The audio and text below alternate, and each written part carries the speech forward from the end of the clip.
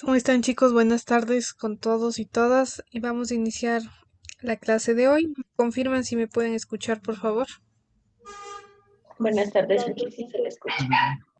Tardes, gracias. A ver, entonces iniciemos con la asistencia. Lady Acitimbay. Presente, Inge, buenas tardes. Buenas tardes, Lady. Isabela Hierve. Presente, Inge, buenas tardes. Buenas tardes, Isabel. Cindy Barragán. Presente, ingeniera, buenas tardes. Buenas tardes, gracias, Cindy. Kevin Buenaño. Buenas tardes, Inge presente. Buenas tardes, Kevin, gracias. Sebastián Chávez. Presente, Inge, buenas tardes. Buenas tardes, Sebastián, gracias. Alan Coyaguazo. Presente, Inge, buenas tardes. Buenas tardes, Alan, gracias. Mario Díaz. Serena Fiallos. Presente. Ya, gracias, Naila. Alan Gómez. Presente, Inge, buenas tardes. Buenas tardes, Alan, gracias. Cintia González. Presente, Inge, buenas tardes. Buenas tardes, Cintia, gracias. Guadalupe. Presente, Inge, buenas tardes. Buenas tardes, Guadalupe, gracias. Cristian Guamán. Presente, Inge, buenas tardes. Buenas tardes, Cristian. Franklin Guerrero. Presente, Inge, buenas tardes. Buenas tardes, Franklin, gracias. Robert Guevara. Presente, ingeniera. Robert Anthony Janeta. Presente, Inge, buenas tardes. Buenas tardes, Anthony, gracias. Denise Loja. Presente, Inge, buenas tardes. Buenas tardes, Denise. Erika Muñoz. Presente, ingeniera, buenas tardes. Buenas tardes, Erika. Diana Ocaña. Presente, Inge, buenas tardes. Buenas tardes, Diana. Tatiana Ortiz. Presente, ingeniera, buenas tardes. Buenas tardes, Tatiana. Fabián Ortiz. Presente, Inge, buenas tardes. Buenas tardes, Fabián, gracias. Diego Quispe. Presente, ingeniera, buenas tardes. Buenas tardes, Diego, gracias. Andrea Rubio. Presente, Inge, buenas tardes. Buenas tardes, Andrea, gracias. Justin Salazar. Presente, ingeniera, buenas tardes. Buenas tardes, Justin, gracias. Eric Santillán. Presente, Inge, buenas tardes. Buenas tardes, Eric. Adriana Tierra. Presente, ingeniera, buenas tardes. Buenas tardes, gracias. Wendy Tiuquinga. Presente, ingeniera, buenas tardes. Buenas tardes, gracias. Jocelyn Bisuete. Presente, Inge, buenas tardes. Buenas tardes, Jocelyn. Erika Yumiseva. Presente, Inge, buenas tardes. Buenas tardes. Gracias, chicos. A ver, entonces, bueno, iniciemos con un resumen por su parte de lo que hemos visto el día de ayer y hasta qué parte revisamos con ustedes. Entonces, no sé si hay alguien voluntario que quiera contarnos un resumen sobre lo que vimos el día de ayer. ¿No? A ver, vamos a iniciar entonces con Robert. Ya, Inge. Bueno, vimos un poco más a fondo sobre el ADN, por ejemplo, de los ribosomas, que eran los orgánulos que producen las proteínas, también del genoma, que era, por decir, todo el ADN que contenía un organismo. También estudiamos un poco más del cromosoma bacteriano, que igual se componía de ADN.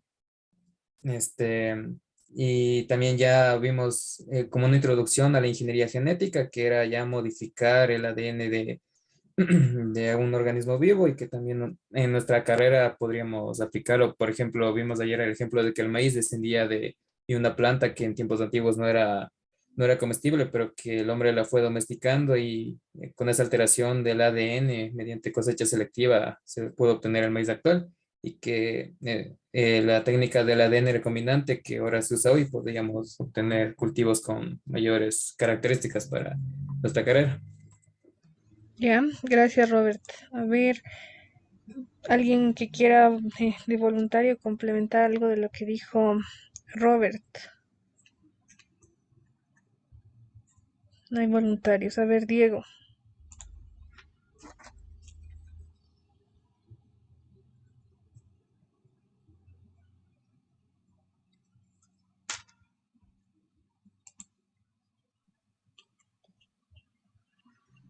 ¿Sí me escucha, Inge?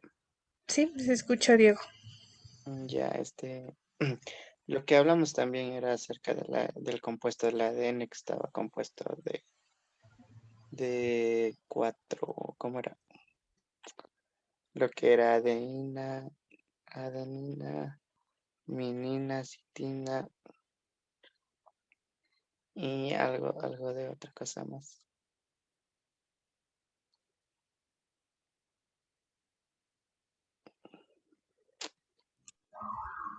Isabel tiene la mano levantada. Ya, Inge, también vimos acerca del genoma, que decía que era todo el material genético que se contenía y esto se denominaba el genoma, y también que existía aproximadamente entre 20.000 genes repartidos en 3.000 millones de pares de bases de ADN. También vimos sobre el material genético bacteriano, que este poseía un solo cromosoma circular de ADN, de doble cadena, y también vimos acerca de los plásmidos, que era el elemento genético extracromosomal que tenía una capacidad de replicación autónoma y que este se ocupa en técnicas de ADRN recombinante. También vimos sobre la ingeniería genética, que era un conjunto de técnicas que nacía de la biología molecular y este permitía manipular el material genético de un ser vivo. Y también nos decía que la ingeniería genética permitía manipular, modificar, introducir o eliminar genes en el genoma de un individuo. Y también aquí decía que había enzimas de restricción que eran capaces de controlar el ADN por puntos concretos, y las enzimas ligasas, que estas unían fragmentos para formar ADN recombinante. Y también ahí nos hablaba de las técnicas biotecnológicas, que era la recombinación del ADN, la secuenciación del ADN, la reacción en cadena de polimerasas y las aplicaciones diversas. Y también nos decía, también vimos sobre la mutación, que era la adición o eliminación de uno o más componentes químicos de la molécula de ADN. Eso ahí. Ya, gracias, Isabel. Y con ustedes empezamos a ver también lo que tiene que ver, ¿no es cierto?, con manipulación de organismos. ¿Qué podemos decir de la manipulación a nivel de organismo? Decía que sucede de manera natural o por reproducción sexual y que permite la interacción entre los genomas y el medio ambiente. También decía que se podía controlar el centro activo de la reproducción sexual y que se ha practicado en la agricultura durante algún tiempo. Y decía que recientemente se había utilizado en microorganismos de carácter industrial, como son las levaduras. Ya, gracias, Yacel. ¿No es cierto? Entonces, hablábamos que de forma natural se ha controlado incluso los cruces que se han dado en animales, en plantas, de tal forma de mejorar, ¿no es cierto? Y esas son técnicas tradicionales de mejoramiento de plantas, de animales, buscando rasgos de las plantas que tengan características deseables y cómo irles manteniendo, ¿no es cierto?, a lo largo del tiempo. Sin embargo, habíamos hablado de que son técnicas bastante tardadas. Puede ser años que se demora hasta obtener una de las variedades que se quiera. Sin embargo, como les dije, se sigue utilizando también breeding tradicional o mejoramiento genético de esa forma. Y bueno, después habíamos hablado de que hay manipulación de organismo.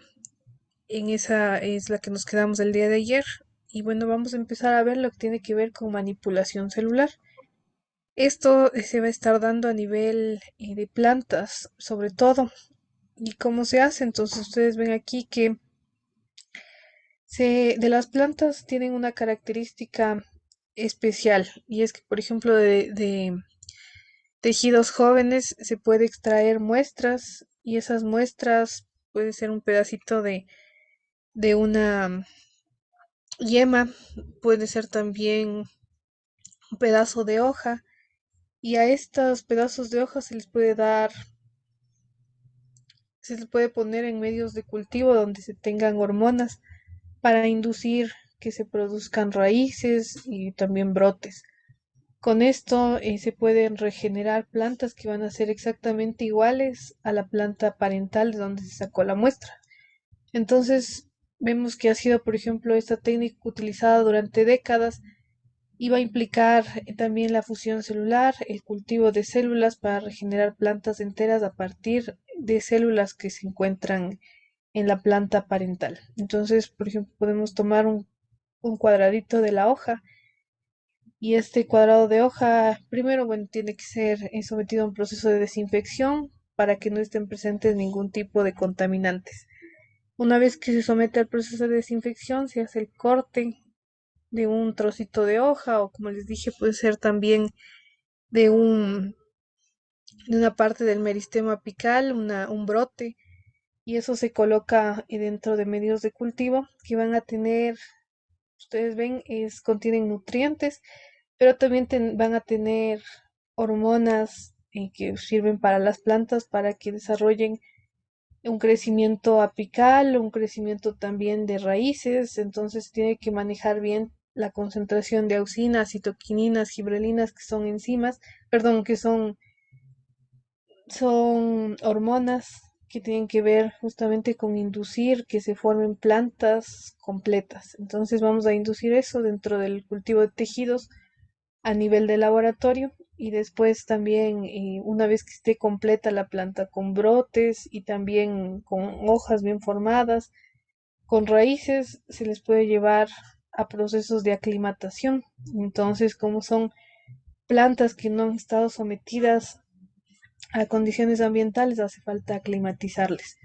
Aquí se les pone en tierra, ¿no es cierto? Pero esta tierra va a estar igualmente tapada para que no haya presencia de insectos o algo que puedan estar matando a estas plantas que van a ser frágiles al inicio, hasta que se adapten a donde están y luego ya pueden ser trasplantadas a campo. Entonces, de esa forma se puede estar obteniendo, como ustedes ven, a partir de una planta parental, en muchas plantas que son clones de la planta inicial.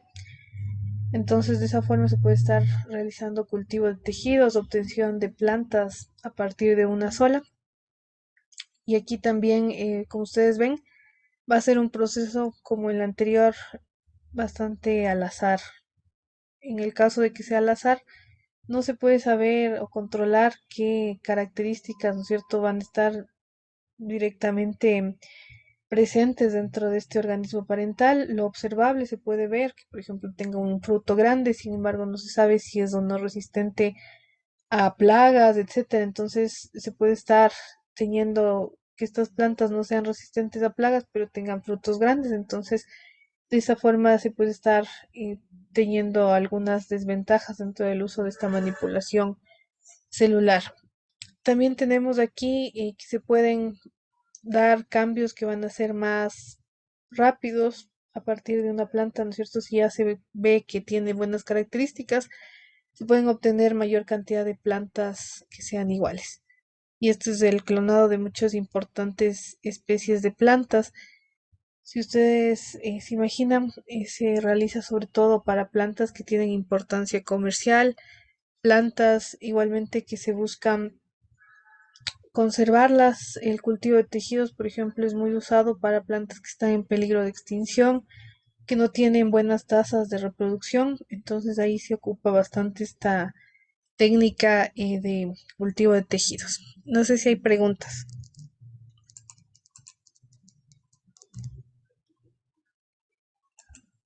¿No?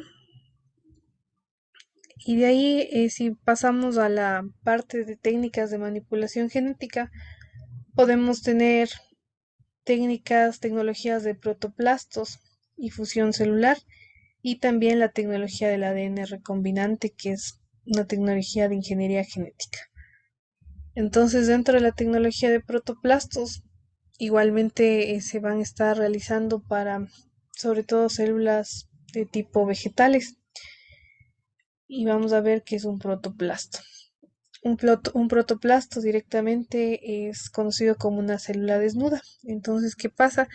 Que a la célula vegetal, como ustedes saben, le rodea, ¿no es cierto?, una pared celular van a estar formada por celulosa, lignina, que forma parte de estas paredes celulares de las plantas. Si se elimina esta pared celular por técnicas que pueden ser enzimáticas o también por técnicas químicas que se les haga, se elimine esta pared celular de las células de las plantas, nos queda una célula desnuda como la que vemos acá, que va a ser un protoplasto. Este protoplasto, ustedes ven, es obtenido por una hidrólisis enzimática para eliminar pared celular y se va a liberar una estructura esférica conocida como protoplasto. Las células de las plantas se ven limitadas y van a tener estas barreras de pared celular que le va a dar la forma. Si se elimina la pared celular, vamos a tener estas formas esféricas, que va a ser una célula desnuda, sin presencia de pared celular. Van a ser estructuras bastante frágiles y no se van a poder mantener, se pueden mantener, como ustedes ven, por periodos de tiempo variables. Lo que se busca con esto es, una vez que se tienen protoplastos, lo que se busca es fusionar luego dos células provenientes de organismos diferentes que van a ser parentales, ¿no es cierto? Pero van a ser dentro de la misma especie. Entonces, una vez que se elimina la pared celular de plantas, puede ser bacterias, levaduras, hongos filamentosos, vamos a tener la liberación de la célula sin pared celular.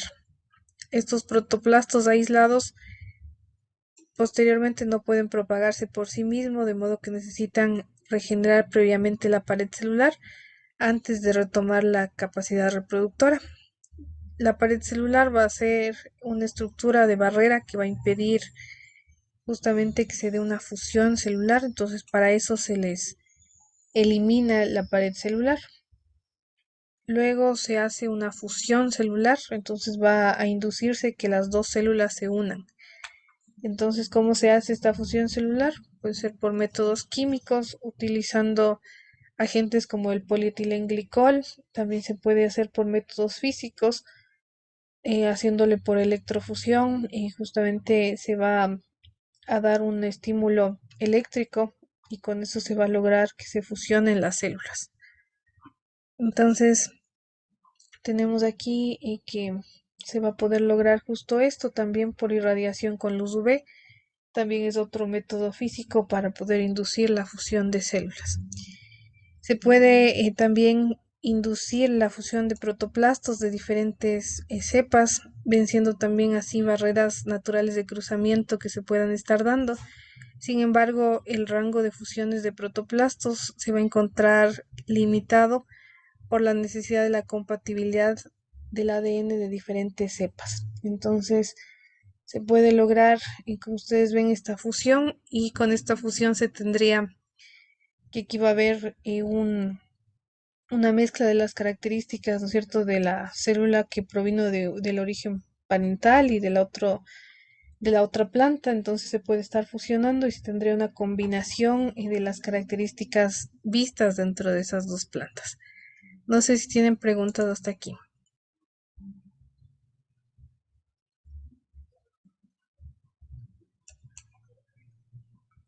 ¿No? Bueno, todo lo que hemos visto, ¿no es cierto?, de ingeniería genética, de forma general, el concepto tiene que ver con la biotecnología moderna. Habíamos hablado, ¿no es cierto?, de forma inicial cuando veíamos lo que es la clasificación de la biotecnología de acuerdo al, al avance o cómo se desarrolló, teníamos la clasificación en tradicional y moderna. Moderna hacía referencia a qué.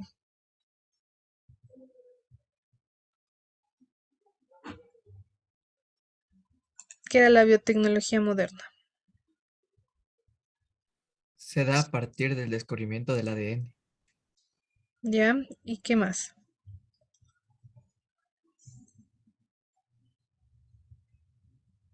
aquí van a estar involucradas técnicas también, ¿no es cierto?, de modificación genética, donde se puede estar justamente modificando, haciendo cambios dentro de la secuencia del ADN. Entonces tiene que ver mucho con la biotecnología moderna, la ingeniería genética.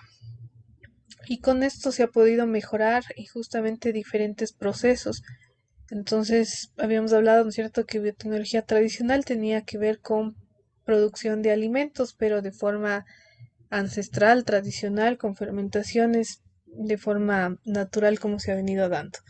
Sin embargo, se puede igualmente con ingeniería genética lograr mejoras dentro del proceso de fermentación, induciendo, ¿no es cierto?, que se produzca mayor producto, generando inserciones de material genético y de esa forma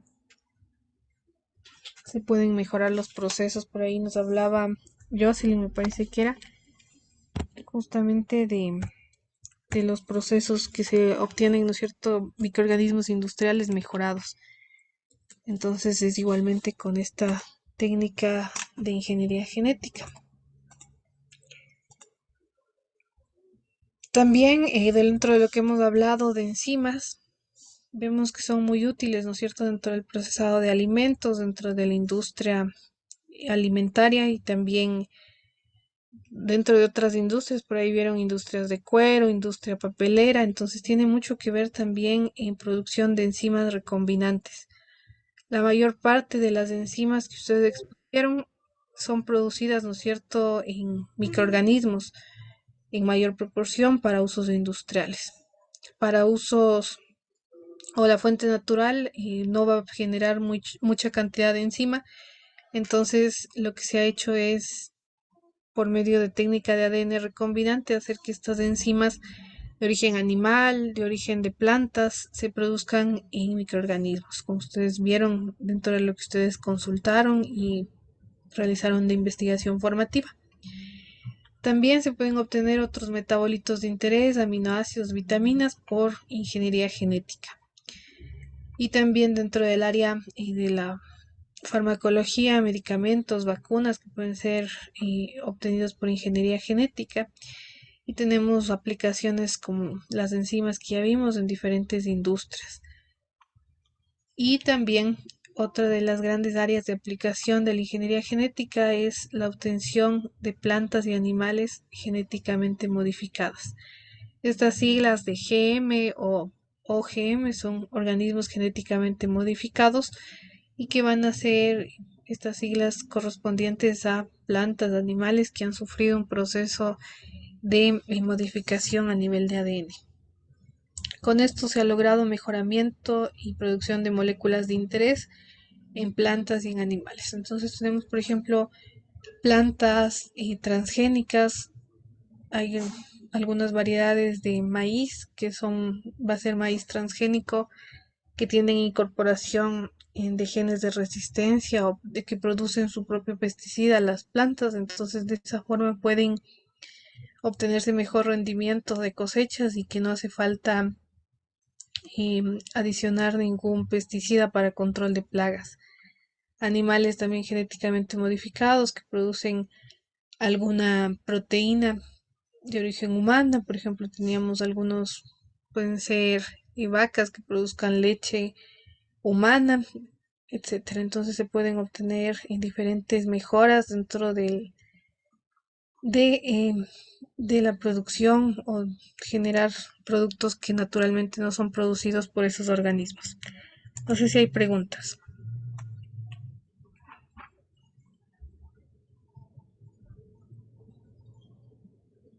¿No?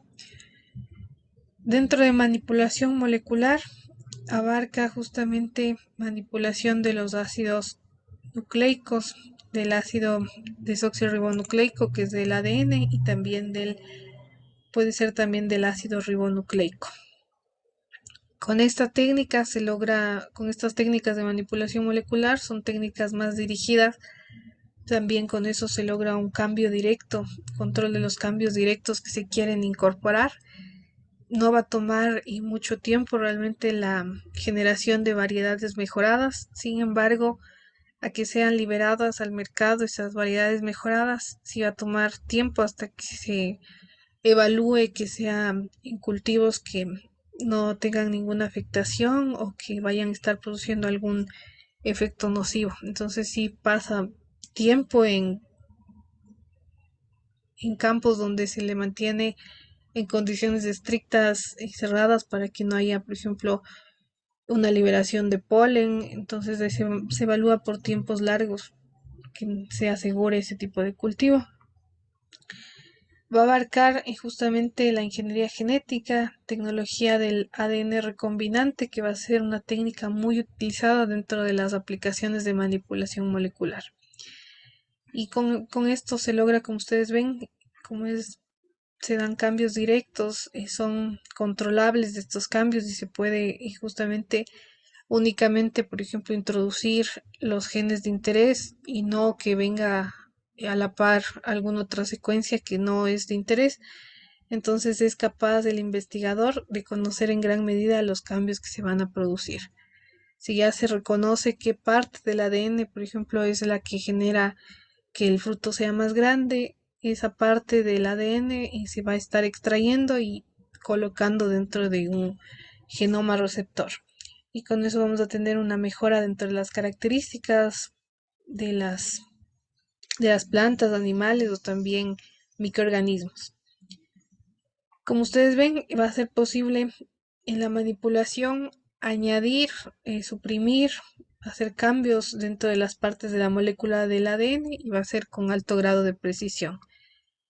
Entonces, justamente en algunos cultivos de interés, por ejemplo, se han logrado realizar cambios con bastante precisión y se tienen mayores rendimientos de cultivos y que se haya incorporado justamente las características deseadas. No sé si hay preguntas hasta aquí.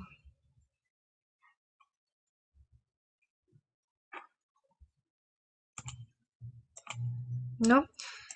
Si comparamos, como hemos visto, técnicas tradicionales de mejoramiento genético, de cambios, ¿no es cierto?, que se puedan dar, de manipulación, veíamos que hay técnicas tradicionales.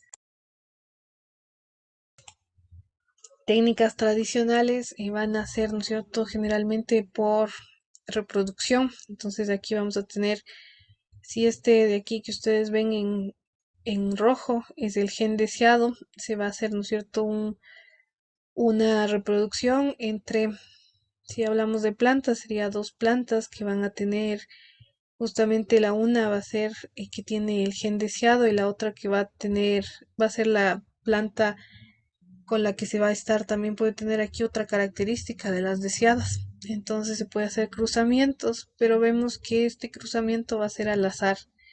Vamos a obtener nuevas variedades, pero no solo se va a estar incorporado dentro de la planta de la siguiente generación el gen deseado, sino vamos a tener otros genes también que van a ser adyacentes, que van a haber migrado, ¿no es cierto? Y que van a ser parte de la siguiente generación. Entonces estas partes van a tener genes que han sido transferidos junto con el gen deseado. Entonces estos genes pueden ser que sean de características ventajosas, como no. De igual forma, en este otro, ¿no es cierto?, tenemos las partes verdes que corresponden a este otro organismo del cual se hace la recombinación. Igual puede ser características deseadas como no. Entonces, a lo largo de las generaciones se logra, después de bastante tiempo, que se tenga en la generación final la característica adecuada. Pero sin embargo, por procesos que se tienen de reproducción sexual, no es controlable que otras características también sean parte del producto final, unas características no deseadas como vemos aquí. En el caso de la ingeniería genética, nos va a permitir justamente la introducción en una planta de un gen o genes específicos que son responsables de la característica deseada. De esta forma se va a estar disminuyendo, ¿no es cierto?, el rango de introducción de material genético y que de esa forma justamente se expresen los genes que nosotros queremos. Nuestro gen de interés se va a ver expresado al final en nuestra población que va a ser derivada de la primera.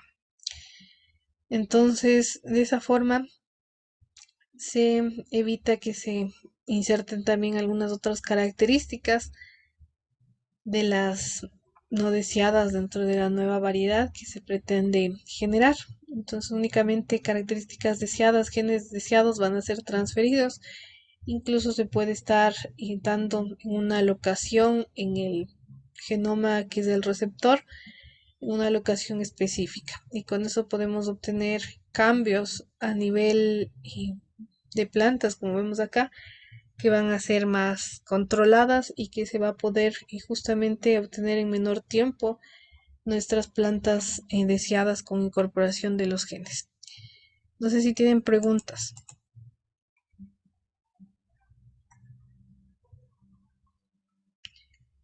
Entonces tenemos aquí dentro de mejoramiento genético vegetal por técnicas tradicionales se ha logrado, ¿no es cierto?, igual mejorar las características de los cultivos, sin embargo tarda más tiempo.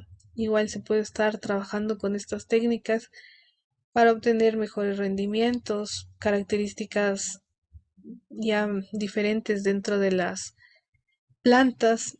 Y por ejemplo con ingeniería genética se logra justamente obtener organismos genéticamente modificados en menor tiempo y que se produzcan también productos que no naturalmente no se generan en un organismo por introducción de genes.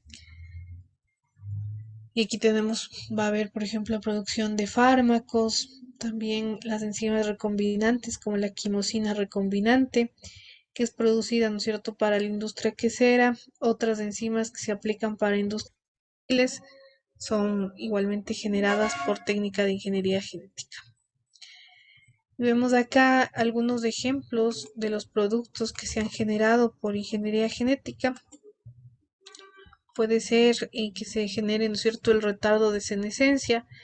Las dos flores tienen los mismos días, los mismos 8 días post cosecha. Sin embargo, esta flor de acá, ustedes ven, ¿no es cierto?, que no está muerta, no se le ve con características no deseables a los mismos 8 días. Entonces se puede estar justamente haciendo que se dé el retardo de la senescencia de una planta. Tenemos también que se haya dado una modificación de la arquitectura floral. Entonces, por ejemplo, aquí tenemos una petunia y se incorporan, ¿no es cierto? Se pueden estar aumentando los genes de producción de pétalos y con eso tenemos un cambio dentro de la morfología o arquitectura floral. Modificación de colores, igualmente se puede estar adicionando genes que producen colores diferentes dentro de las flores. Eso puede ser parte de las aplicaciones o de los ejemplos de organismos genéticamente modificados por técnicas de ingeniería genética. Y aquí vemos otros ejemplos como es el arroz dorado o también conocido como golden rice. Este arroz dorado surge, la problemática es tenemos que justamente si ustedes saben hay muchos países, ¿no es cierto?, que tienen como dieta principal el arroz. ¿El arroz de qué está compuesto? ¿Alguien sabe en constitución qué tiene de componentes? Si hacemos un análisis del arroz normal, ¿qué tiene? Almidón. Ya, mayormente almidón. El almidón, ¿no es cierto?, no va a tener mayor característica nutritiva, sino que únicamente está presente en mayor proporción, como nos dice Justin, almidón dentro del arroz normal. Y hay muchas poblaciones que sufren de ceguera por falta de vitamina A. Entonces, dentro del arroz se ha tratado de justamente incorporar los genes de producción de betacarotenos que luego el cuerpo convierte a los betacarotenos en vitamina A. Entonces, por eso se llama arroz dorado y este arroz dorado tiene incorporación de vitamina A. Entonces, por eso tiene esta característica. Este arroz dorado ya es producido de forma comercial, tiene aprobación para producción comercial en Filipinas. Sin embargo, no no está a nivel global autorizado la producción como tal. Entonces, ese es uno de los cultivos comerciales que ya se tiene. Tenemos también los tomates Flavor Savor, que son el nombre comercial que tienen estos tomates, que van a ser tomates que se han sido modificados, removiéndoles genes responsables de la maduración y también de que se hagan muy suaves en poco tiempo. Con esto se puede lograr que los tomates se tengan más vida útil dentro de la percha, que no cambien, ¿no es cierto?, en tiempos cortos sus características de textura, sus características normales, entonces de esa forma pueden permanecer en percha por mayor tiempo. Tenemos el maíz BT. Esta parte de BT hace referencia a que tienen genes incorporados de Bacillus thuringiensis, que es una bacteria. Entonces, ¿qué genes están incorporados dentro del maíz BT? Son genes que producen las bacterias Bacillus thuringiensis, que van a ser toxinas que son en contra de insectos. No causan efecto a las personas, sin embargo, sí van a ser maíces que producen su propio pesticida.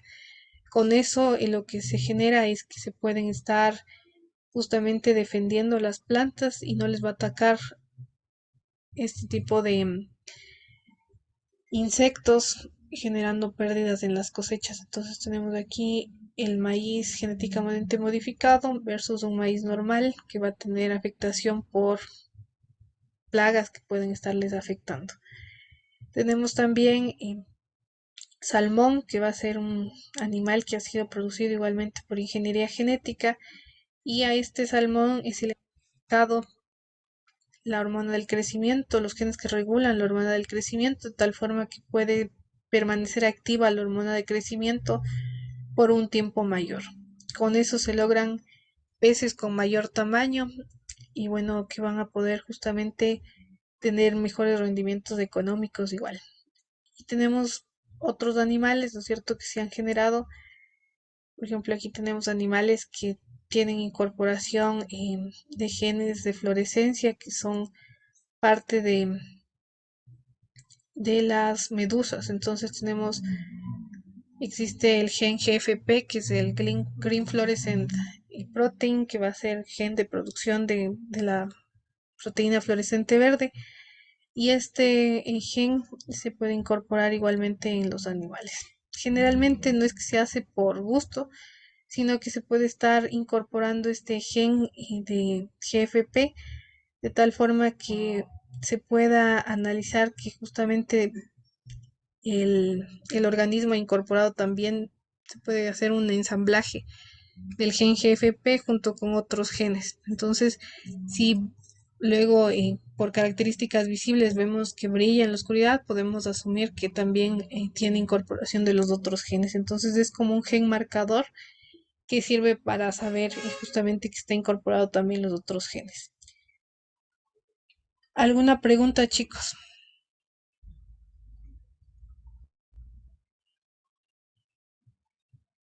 No hay ninguna pregunta.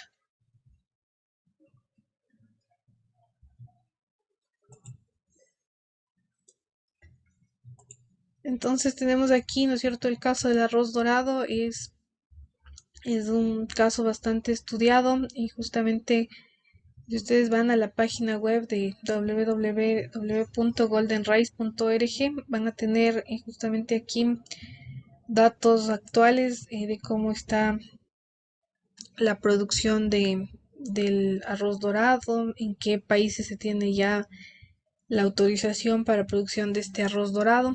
Entonces tenemos aquí, va a haber, ¿no es cierto?, existencia y dentro del arroz dorado va a estar incorporado los genes de producción de beta-carotenos. Por eso va a darle su característica de tener esta coloración amarilla, ¿no es cierto?, un tanto anaranjada. Y bueno, vamos a tener que a lo largo del tiempo igual se ha mejorado la producción de betacarotenos y tenemos, por ejemplo, el primer arroz dorado que fue generado no tenía mucha producción de los betacarotenos y por eso tenemos que no tiene una coloración muy, muy marcada versus la que tenemos acá, que es el arroz dorado 2. Y si analizamos un poco el contexto de lo del arroz dorado, y vamos a ver que se han hecho ensayos en campo, ya se tiene una producción, como les dije, comercial. Es considerado el arroz dorado como seguro para el consumo, va a producir la provitamina A, que es los betacarotenos, y que va a estar disponible en los granos del arroz. Entonces aquí vemos igualmente que se sabe que una taza de arroz dorado va a cubrir la mitad de las necesidades diarias de vitamina A que se tiene. En Filipinas fue uno de los países, ¿no es cierto?, donde se realizaron los primeros ensayos de arroz dorado, y tenemos que en el 2013 se completaron justamente los ensayos de desempeño para compilar datos regulatorios, ver que todo se está produciendo de forma normal y que no hay ninguna afectación que puede estar generándose. Una vez que ya pasaron todos los procesos regulatorios, se pudo ya solicitar la aprobación comercial del arroz dorado. Sin embargo, siempre va a haber personas que se oponen, ¿no es cierto?, al desarrollo de este tipo de cultivos genéticamente modificados porque son considerados antinaturales. Entonces tenemos aquí que en agosto del 2013 el ensayo del arroz dorado fue destruido justamente por activistas del Instituto Internacional de Investigación de Arroz de Filipinas.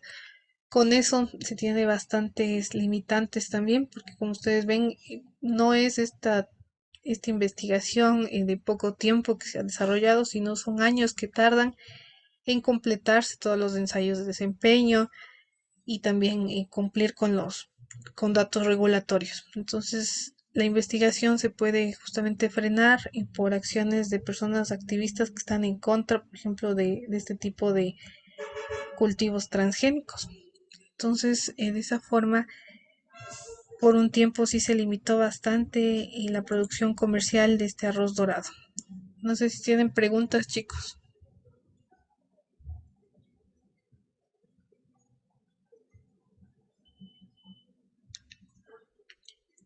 ¿No? Inge, una pregunta. Y disculpe, ¿y esto se ha vuelto a retomar esta investigación o siguen los activistas protestando para que no se avance con la investigación? ¿O solo es en este caso en Filipinas o ha pasado en otro lado más?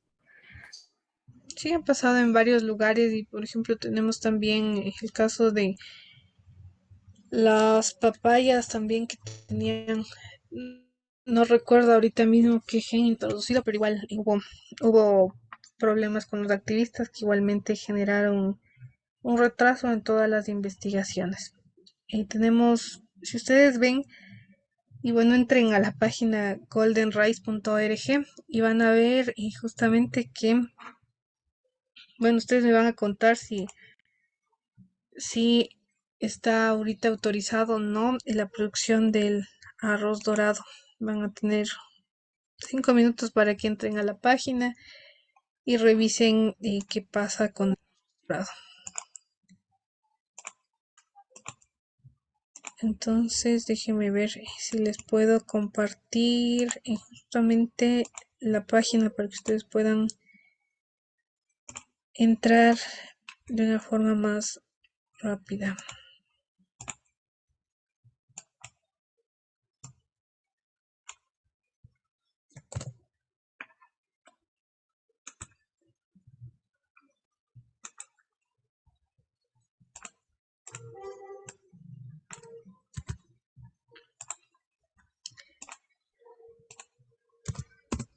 Está enviado, chicos, al chat para que ustedes de ahí copien la dirección y puedan fácilmente ingresar a la página y ver qué encuentran ahí sobre el arroz dorado.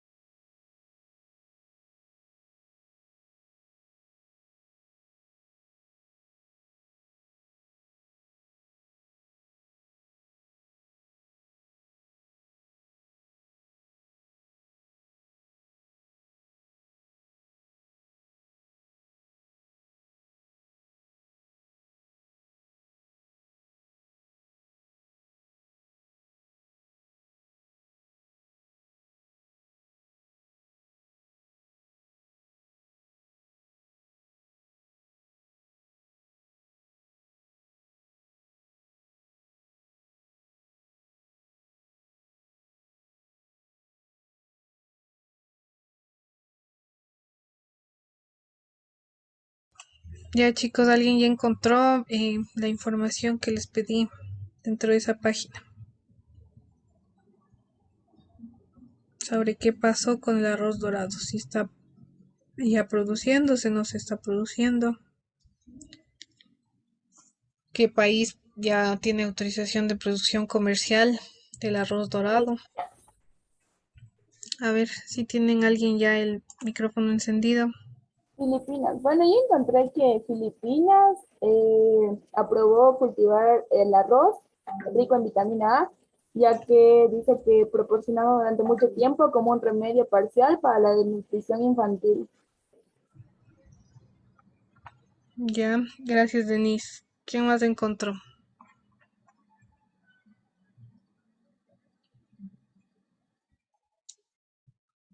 Nadie más encontró. Aquí Isabel. también dice Inge que Filipinas sí aprobó porque dice que el arroz es un alimento básico ahí y que la deficiencia de vitamina A es un problema importante en la salud pública. Y también dice que el gobierno filipino se unió a Australia, Canadá, Nueva Zelanda y Estados Unidos para afirmar que el arroz dorado esté perfectamente seguro. Ya, gracias. Gracias, Isabel. Ustedes vieron, ¿no es cierto? Se tiene información del arroz dorado en particular, que es un cultivo genéticamente modificado, y ahí habrán encontrado, ¿no es cierto?, dentro de la información que está presente dentro de esta página, tenemos que dentro de las notas, ¿no es cierto?, que aquí están indicadas, dice Filipinas se convierte en el primer país que aprueba la plantación o la producción de arroz dorado.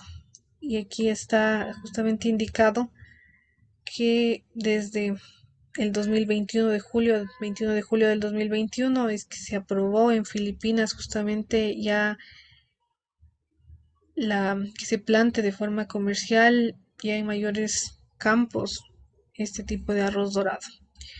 Tenemos que en otros países, como nos dice Isabel, también se tiene aprobación, ¿no es cierto?, para producción, tal vez es en menor cantidad. Y bueno, tenemos aquí, por ejemplo, aquí dentro de esta página también les habla de por qué el arroz dorado. Y aquí pueden ustedes ver que es de interés justamente que muchas personas, sobre todo niños, tienen deficiencia de vitamina A y la deficiencia de vitamina A causa ceguera. Entonces justamente tenemos que es una solución el consumo. Como les dije, hay dietas de países, sobre todo asiáticos, que tienen mucho consumo de arroz. Entonces, si este arroz podría tener una incorporación de algo extra, ¿no es cierto?, de esta vitamina A, justamente se lograría y disminuir la población de personas que sufran ceguera y que tengan también afectaciones de este tipo por déficit de vitamina A. Y entonces ustedes ven aquí igual que hay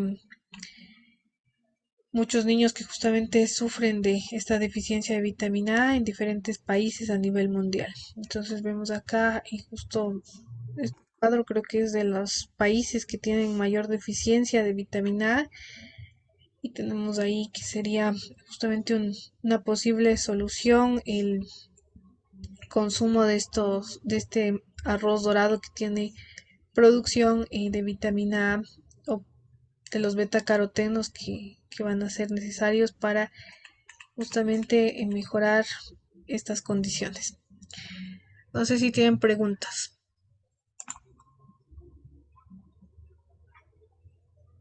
¿No?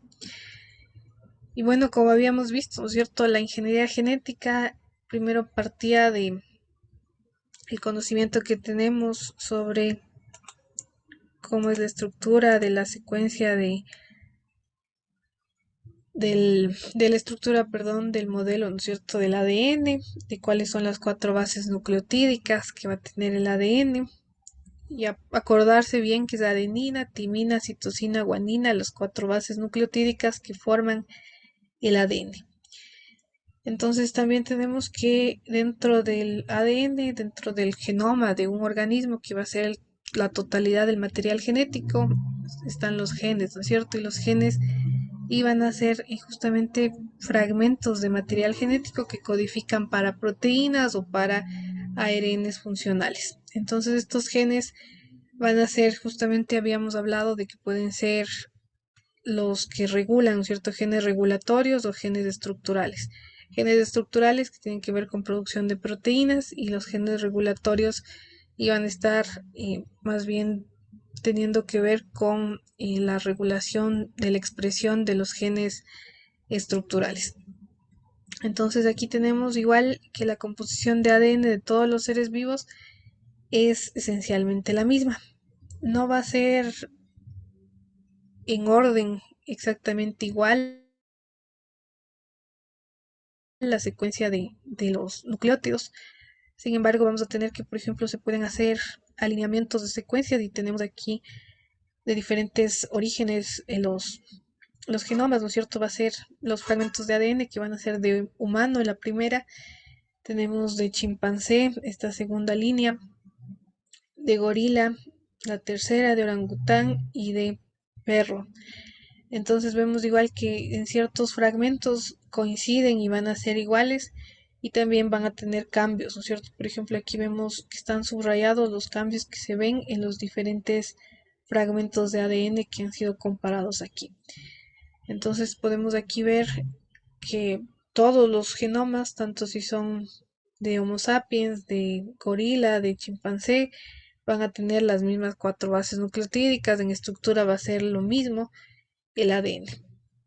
Sin embargo, va a variar en el orden. Entonces tenemos que tanto el ADN como las proteínas van a estar determinadas por el ADN. Como hemos visto, ¿no es cierto? La secuencia de ADN primero es transcrita a ARN mensajero y posteriormente este ARN mensajero es traducido a proteínas. Estas proteínas tienen que ver, ¿no es cierto? Van a estar asociadas y determinadas por la secuencia de ADN y van a estar también aportando información sobre la historia evolutiva que tienen los organismos. Se pueden construir árboles filogenéticos y saber qué tan asociados están los organismos uno con el otro, qué tan emparentados genéticamente está en una secuencia con otra de los organismos vivos.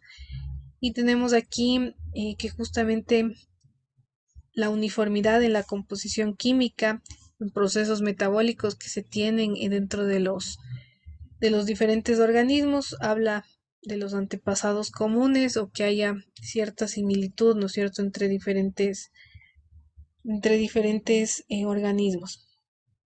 Se pueden hacer comparación de secuencias de nucleótidos, como ustedes ven aquí, de diferentes especies, que nos pueden proporcionar información sobre el parentesco evolutivo que tiene. Entonces aquí, por ejemplo, es diferentes fragmentos de ADN que son de 5 grupos de primates y ustedes pueden ver cuál se parece más a los humanos, qué grupo de monos se parece más o es más próximo al de los humanos. Entonces pueden ver las secuencias y ver, por ejemplo, aquí tenemos, ¿no es cierto?, que las secuencias de tripletes comunes en 3 grupos están en amarillo. Tripletes comunes en 4 de los 5 grupos están en morado.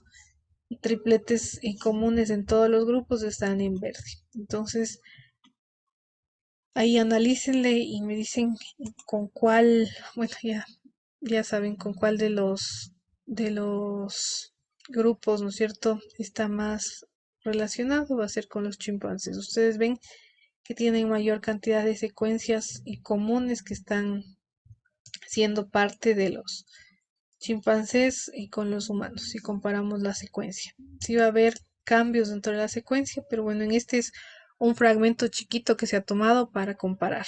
Entonces se puede comparar genomas completos y de esa forma saber dónde están las variaciones, dónde están los cambios dentro del material genético. No sé si tienen preguntas.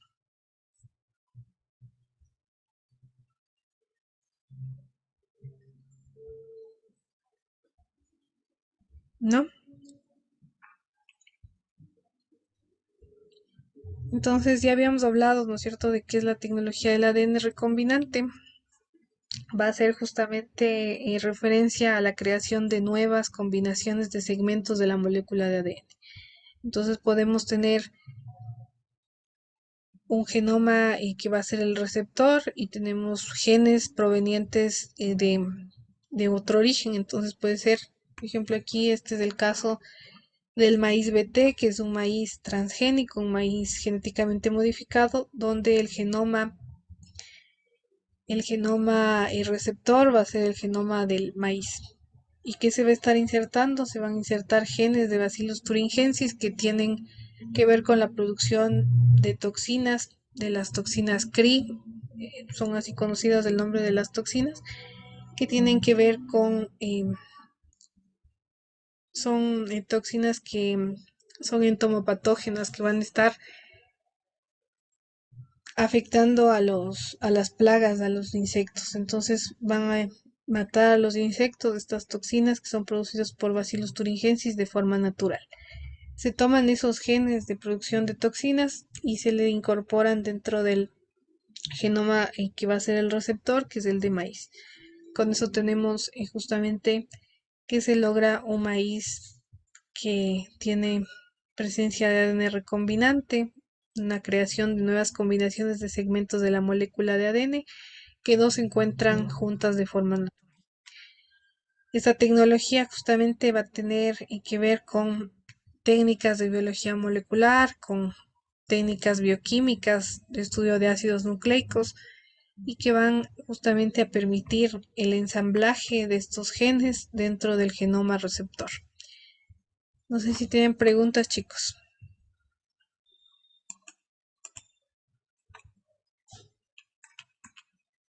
¿No?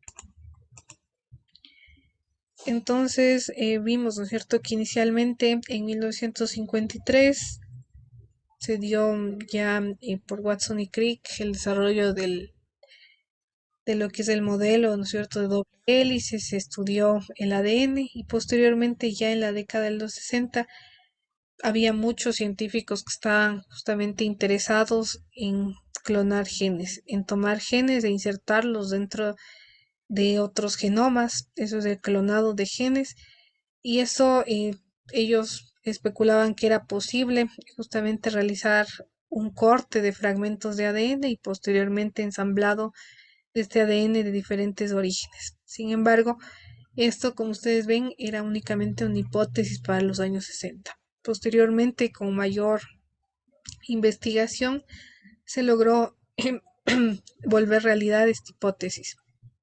Justamente se logró tener las herramientas para hacer el cortado del ADN y también el ensamblaje o pegado de ADN. Entonces tenemos aquí que, hablando de qué es un clon, por definición biológica, tenemos que un clon va a ser una molécula, célula, organismo que es producida a partir de otra entidad única.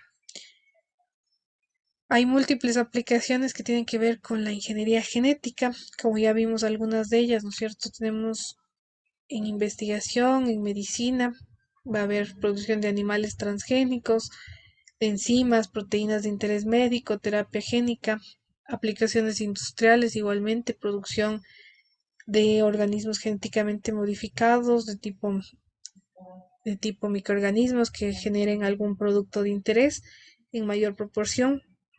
Aplicaciones en la agricultura, ¿no es cierto?, como mejora genética de cultivos, nuevos insecticidas naturales producidos por las propias plantas y los diferentes ejemplos de transgénicos que hemos visto. Entonces es importante indicar que para que se desarrolle la técnica de ingeniería genética hizo falta que se estudien las enzimas de restricción. Las enzimas de restricción van a ser enzimas, ¿no es cierto?, que hacen, van a reconocer secuencias características. En este caso ustedes ven, conoce esta secuencia AATT, esta va a ser, conoce la enzima de restricción EcoR1 y una vez que reconocen estas secuencias van a hacer cortes dentro de la molécula de ADN.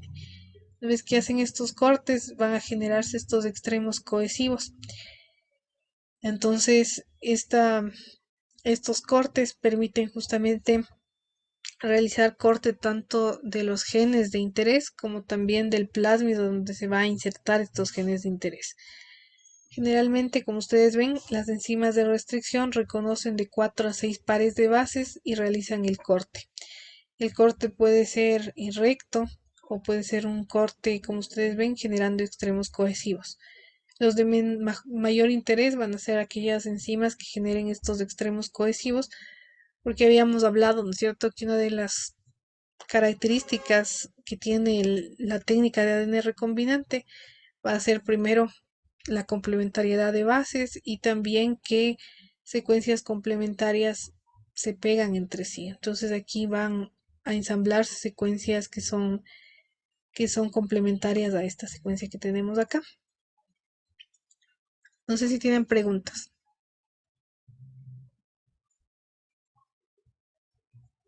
¿No? Y teníamos por otro lado los plásmidos, que ya vimos con ustedes, ¿no es cierto?, que van a ser ADN extracromosómico circular que se autorreplica independientemente del cromosoma bacteriano y ha podido ser ocupado como una herramienta de ingeniería genética para transportar y clonar trozos de ADN.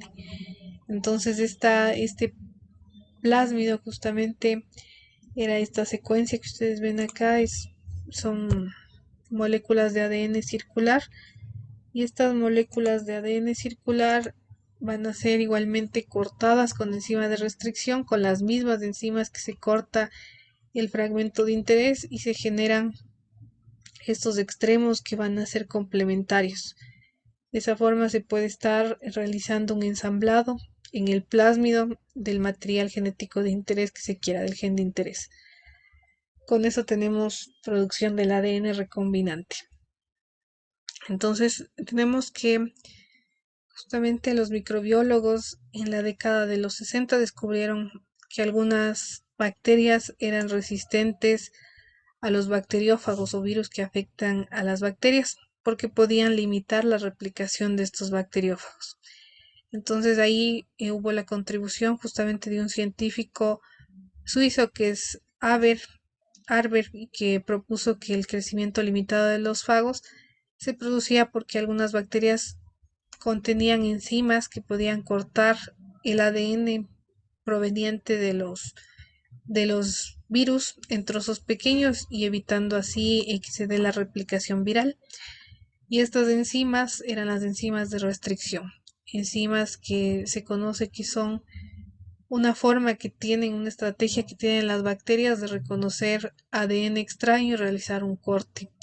Van a realizar cortes y de esa forma ya ese genoma, por ejemplo, si es de un virus, ya no va a ser capaz de infectar y de generar todos las proteínas que se requieren. Entonces aquí vemos que las enzimas de restricción, hay muchos tipos de enzimas de restricción. Generalmente son dados el nombre dependiendo del origen. Entonces, por ejemplo, aquí tenemos la fuente de esta EcoR1, es de Escherichia coli. Reconoce estas secuencias, como ustedes ven, AATT. Entonces vamos a tener dentro de la secuencia que van a estar reconociendo estas secuencias y van a realizar el corte. Por eso las enzimas de restricción son también conocidas como tijeras moleculares, porque van a estar realizando cortes dentro de los enlaces que tienen los nucleótidos y de esa forma generando, ¿no es cierto?, que se abra la molécula de ADN y que se rompa de forma momentánea esta molécula de ADN. De forma natural existen las enzimas de restricción y van a estar, como les dije, encargados de proteger a la célula bacteriana de invasión de ADN extraño. Fueron descubiertas en 1970 por Daniel Natanz y también sirven para cortar el enlace azúcar-fosfato de la cadena de ADN.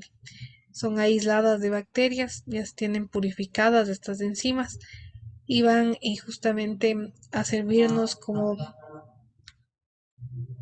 herramienta para realizar cortes dentro del material genético, del gen de interés que se quiera y también del plásmido, para poder luego ensamblar en diferentes fragmentos y generar el ADN recombinante. Como ustedes ven, Tenemos también de Haemophilus de influenza, que es esta enzima de restricción HIN3, que va a reconocer otra secuencia AGCT y va a realizar el corte. Tenemos también esta otra enzima BAMH1 de Bacillus amyloliquefaciens, que igual reconoce otra secuencia. No sé si tienen preguntas, chicos.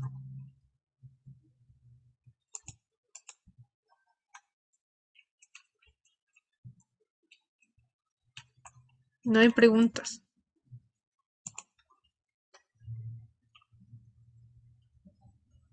Tenemos acá, bueno, que Paul Berg justamente obtuvo un premio Nobel en 1980 porque realizó un experimento que demostró que era posible cortar ADN de diferentes orígenes, de diferentes fuentes, con la misma enzima de restricción. Entonces, independientemente de que sea ADN que provenga de bacterias, ADN que provenga de levaduras o ADN que provenga de animal, de un origen animal, y se puede estar realizando corte con las enzimas de restricción. Y bueno, ustedes ven aquí que en 1980 se pudo comprobar de que se puede realizar el corte con estas enzimas de restricción y se generan luego fragmentos. Una vez que están cortados estos fragmentos de ADN, se generan estos fragmentos de restricción que posteriormente se pueden unir y crear una molécula recombinante. También hace falta dentro de esta técnica del ADN recombinante una goma molecular o algo que vaya nuevamente a formar los enlaces fosfodiéster de los nucleótidos, y esta enzima va a ser la DNA ligasa. Esta DNA ligasa está involucrada en formar nuevamente los enlaces y que nuevamente esté estable la molécula del ADN, pero ya y con esto se logra justamente ensamblar un ADN de un origen dentro de un genoma de otro origen o dentro de un plásmido. Y aquí está lo que se hace. Entonces vemos aquí que inicialmente se hace cortes con enzimas de restricción en el ADN doble hélice de la secuencia de reconocimiento particular. Entonces en esta es con la enzima EcoR1, donde tenemos que va a reconocer esta secuencia y realiza el corte. Acá también reconoce la secuencia y realiza el corte. Con esto tenemos que se va a dar un corte de la molécula de ADN.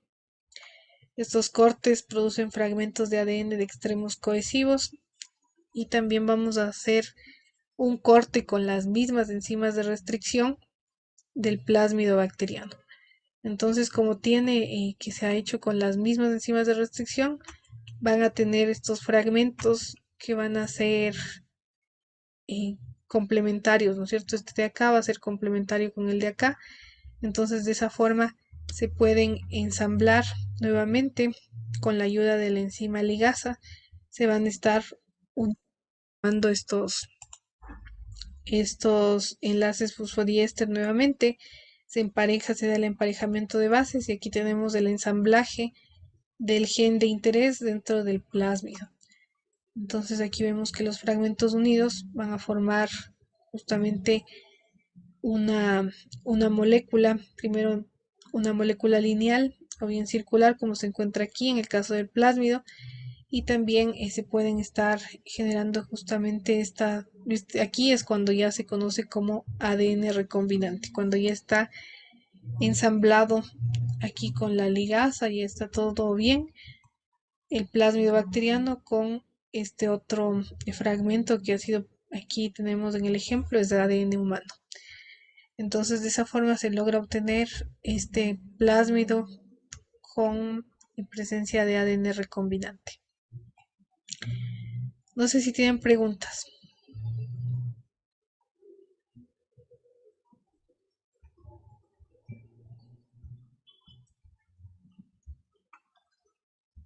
¿No?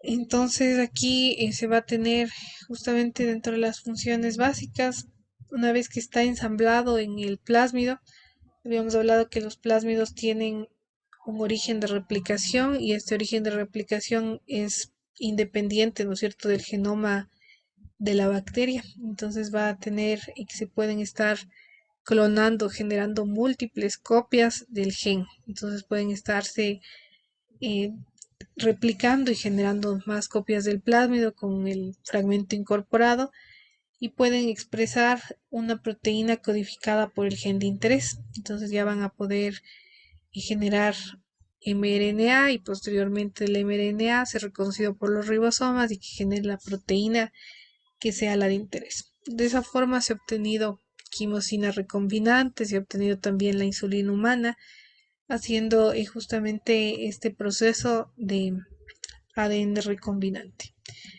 Va a ser, como ustedes vieron, necesario dos elementos esenciales para la construcción de estos fragmentos de ADN recombinante.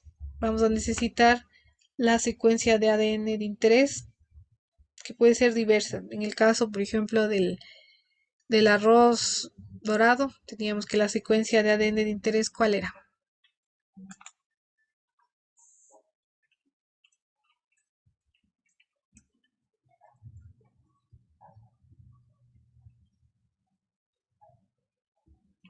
¿Cuál era la secuencia de ADN de interés del arroz dorado?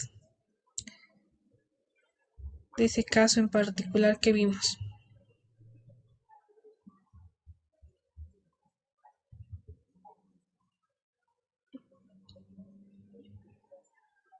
Eric.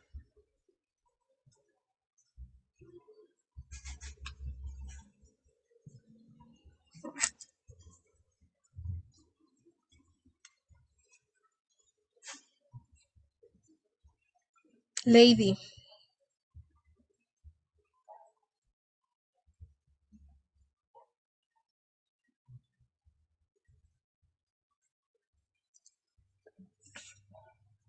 Michelle Tierra.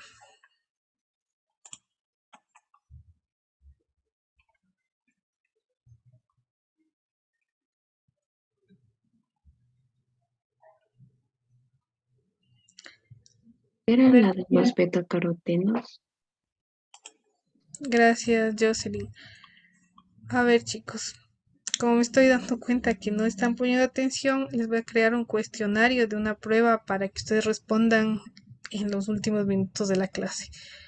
Realmente es lamentable ver la falta de interés, no responden, como ustedes ven.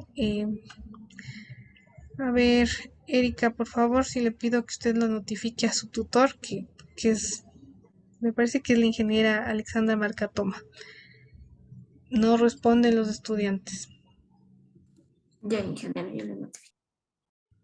Sí, se ve que no tienen interés, entonces les voy a hacer una prueba de forma rápida en el Google Forms. Entonces, les dije qué genes están introducidos dentro del arroz dorado. Son los genes de producción de beta-carotenos. Entonces, tenemos justamente estos genes de producción de beta-carotenos. Serían los genes de interés que nosotros tenemos acá, que van a ser justamente los que nos interesan, la secuencia de interés. También esta secuencia de interés puede ser, en el caso de la quimosina, los genes de producción de quimosina. Y el vector es conocido como el plásmido, ¿no es cierto? Los plásmidos donde se va a insertar la secuencia de ADN de interés. Como ya vimos, va a hacer falta cortar tanto el genoma solo para tener la secuencia de ADN de interés y también el vector con las enzimas de restricción. Cortamos los dos con las mismas enzimas de restricción y posteriormente realizamos el ensamblaje con las enzimas ligasa. Una vez que esté ensamblado el segmento de interés con el vector, se va a tener que, justamente va a ser el ADN recombinante que se forma después de esto. Los vectores generalmente van a ser los fragmentos de ADN que son las moléculas transportadores. Los más ocupados van a ser los plásmidos, que ya vimos que son de origen bacteriano, que se encuentran de forma natural en las bacterias. ¿Y qué más podemos decir de los plásmidos, chicos? Cristian.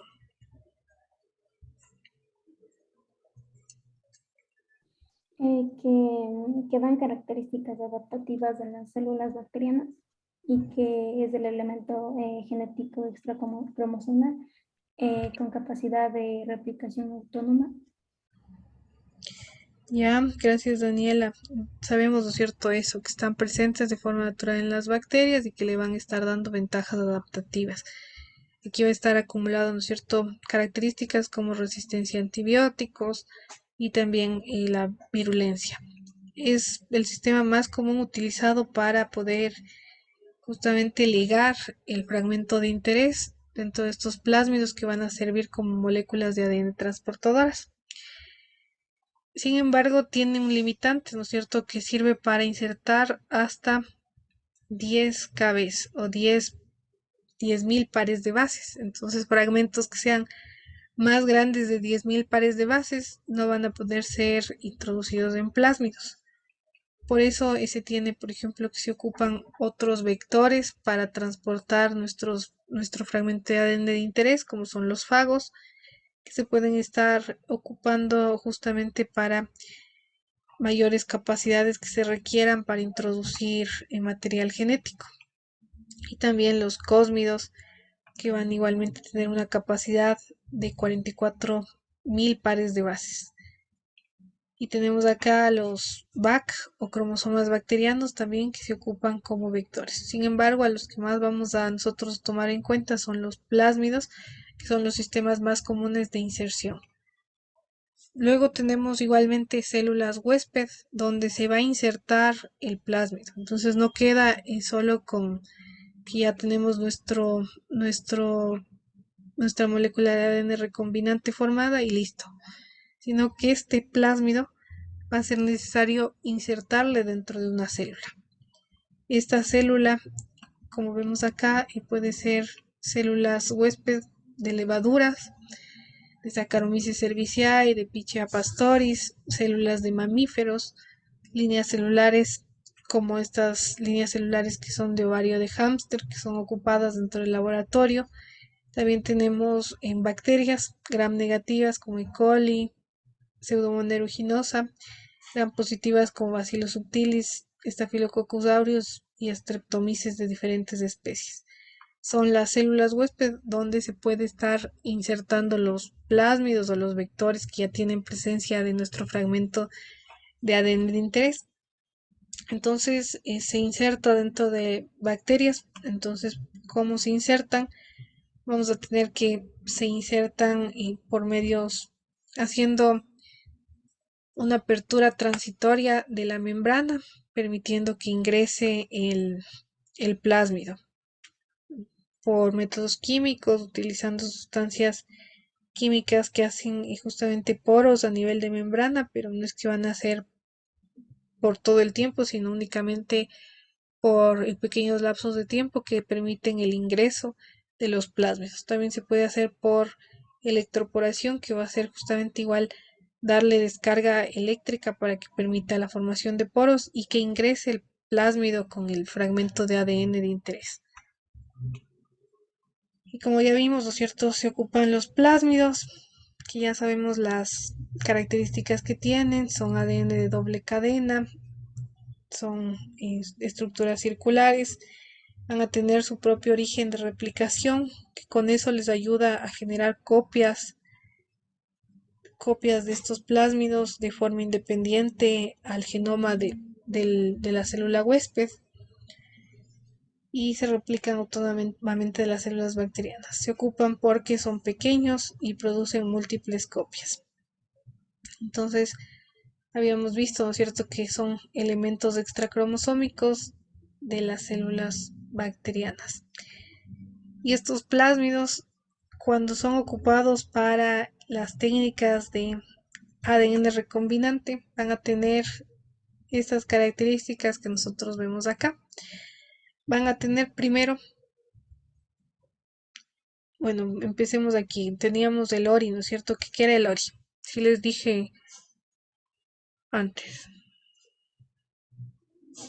Era el origen de replicación. Ya, gracias.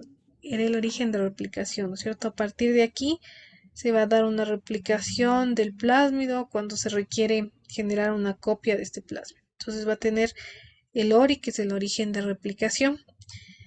También vamos a tener sitios de reconocimiento de las enzimas de restricción. Entonces aquí va a haber secuencias que van a ser reconocidas por las enzimas de restricción. En este caso, este sitio de reconocimiento de HIN3, de BAMH1 y de COIR1. Son 3 enzimas de restricción que aquí tienen sus sitios de reconocimiento. Entonces, ¿qué quiere decir esto? Que si están presentes estas enzimas, una de estas enzimas, por ejemplo, va a ser aquí el corte dentro de este fragmento, dentro de este plásmido, ¿no es cierto? Entonces va a reconocer la secuencia y realiza el corte. Entonces debe haber estos sitios de reconocimiento de enzimas de restricción y también van a tener estos sitios de restricción dentro de un gen. En este caso, este gen es del LACZ. Este gen LACZ va a ser un gen marcador si se realizó el corte de las enzimas de restricción y el ensamblaje del fragmento de ADN de interés. Este gen estaría interrumpido y ya no tendría producción de la proteína generada por este gen LACZ. Entonces es un marcador de selección que nos ayuda justamente a reconocer los plásmidos que tengan incorporado el gen de interés. Aquí sería el sitio donde se va a estar insertando el gen de interés. Una vez que se corte con las enzimas de restricción, aquí ingresaría el gen de interés y estaría interrumpiendo este gen LACZ. A su vez también hay marcador de selección y como es la resistencia a antibióticos, en el caso es la resistencia a ampicilina, que está también dentro de este plásmido. Van a ser las partes que tienen los plásmidos para poder ser ocupados como herramientas de ingeniería genética. Tenemos ahí de todas formas, ¿no es cierto? Aquí está el origen de replicación, el gen de resistencia a antibióticos que va a servir como marcador de selección, el gen LACZ, que es otro marcador de selección, y este es el sitio de clonado múltiple o el sitio donde va a realizar el corte las enzimas de restricción. Entonces se va a ocupar estas partes. Y aquí vemos nuevamente, ¿no es cierto?, cómo se da el proceso. El gen LACZ produce la proteína beta-galactosidasa. Entonces tenemos aquí, partimos del plásmido. Este plásmido es cortado con una enzima de restricción y asimismo va a ser cortado el fragmento. Vamos a tener ahí el fragmento de ADN que ha sido cortado con las mismas enzimas de restricción, generando estos extremos cohesivos. Van a ser complementarios a los extremos que están acá. Entonces se va a dar el ensamblado, como ustedes ven aquí. Este ensamblado, aquí va a estar aquí el gen de interés. Se aplican aquí enzimas ligasas para generar los enlaces y que esté aquí ya el ADN recombinante. Este ADN recombinante posteriormente tiene que ser insertado dentro de una célula huésped. Aquí en este caso es una célula huésped bacteriana. Entonces vamos a ingresar, como ya les dije, por agentes químicos o por electroporación, el plásmido dentro de la célula. Y si ya está presente dentro de la célula, vamos a tener que va a replicarse, va a generar, ¿no es cierto?, también las proteínas que son las que están codificadas por los genes que se insertaron. Tenemos acá igualmente que vamos a poder a estas bacterias posteriormente realizar cultivos en placas Petri a nivel de laboratorio. Y como les dije, van a tener marcadores de selección, como es la resistencia a ampicilina y también este gen LACZ. Entonces primero tendremos que ponerle en un medio de cultivo que tenga adicionado ampicilina. Con esto, ¿qué hacemos? Primero descartamos, ¿no es cierto?, que las bacterias que no tengan plásmidos estén presentes. Solo si tienen incorporado el plásmido, porque puede ser, no es que el 100% de las bacterias incorporan los plásmidos, puede ser que no tengan incorporado el plásmido. Entonces tendríamos que todas las bacterias que no tienen presencia de plásmido no podrían estar en este medio de cultivo que tiene presencia de ampicilina. Únicamente aquellas que tengan incorporado el plásmido porque tiene la resistencia a ampicilina podrían estar creciendo en este medio de cultivo. Y luego también teníamos, ¿no es cierto?, que iba a estar este segundo marcador de selección que era el gen LAC-Z. Si está introducido el fragmento de interés, está interrumpido el gen LAC-Z, que es el que está en rojo. Si está interrumpido este gen LAC-Z, no se genera el producto proteico de este gen. Entonces tenemos que ahí se podría igualmente, si no se produce beta-galactosidasa, que es el producto del gen LAC-Z, se puede estar viendo ya en medios de cultivo selectivos por coloración de las colonias. Se van a escoger aquellas que no tengan producción de un compuesto de color azul, que es justamente un producto que va a ser hidrolizado por la beta-galactosidasa. Entonces tenemos que la bacteria hidroliza X-galactosa, que está producida justamente, que va a producir un compuesto de color índigo, y de esa forma las colonias que se manifiestan de color azul no serían las que a nosotros nos interesan, sino las colonias de color blanco, porque tienen el gen LAC-Z interrumpido por incorporación del gen de interés. Preguntas.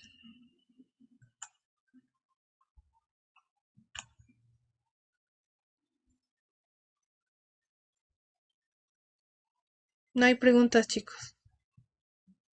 No, Inge. Ya. Entonces, a ver, Anthony. Inge, ya quería hacerle una pregunta. Bueno, estaba viendo que de la bacteria E. coli había que se producía bacteria que luminiscente. Entonces también se da por esta o que este proceso de cortado en el en el ADN y en este caso hacían con la proteína de que había mencionado antes de una medusa luminiscente. No sé si eso sí es factible hacer eso o no Sí, sí, para la bacteria. sí, sí se puede hacer también en bacterias bioluminiscentes. En si ustedes buscan, se tiene justamente hace unos 2 años, me parece que se hizo aquí en Ecuador,